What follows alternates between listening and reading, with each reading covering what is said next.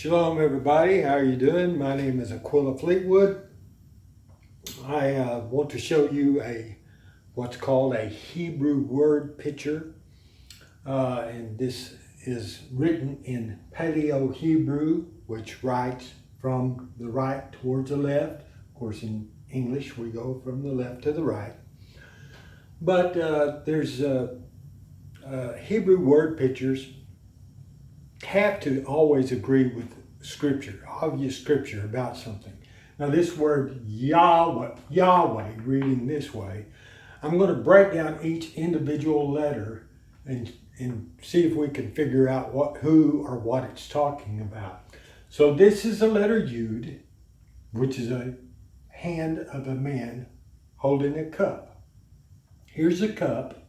Sort of looks like the cup, like the so-called Big Dipper, right? There's a hint something's up going north in our night skies.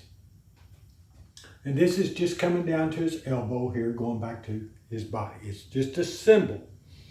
The Jews looked at the hand from the tip of the finger to right past the elbow, where of course we look at the hand from the wrist back towards the tip of the fingers. Now the letter Yud, the letter Hey, which is a man standing up, lifting his hands up, wanting to get your attention about something. This is the letter Vav, means a nail.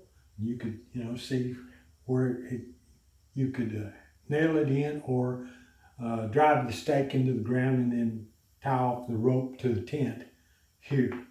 And of course the letter Hey again. So if a word has a word picture, not all of them do, but if they do, they have to agree with scripture. If it ends in the letter Hey, you always read the word picture back going that direction, just simply because it's going to sound more correct the way that we would say it in English. Otherwise, if it has some other letter here, you read the word picture going this way, however, and whatever it's talking about.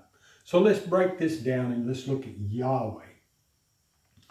And so it's behold, this letter Hey, this letter Vav, the nail, behold, the hand of God. So it has to do with Yahweh, and it's something about beholding a nail and beholding the hand of God. Well, Jesus is God. He is Emmanuel. He's in the flesh. And something was driven through his hand. Matter of fact, his hand and his feet. Psalms 22:16 said, they pierced my hands and my feet.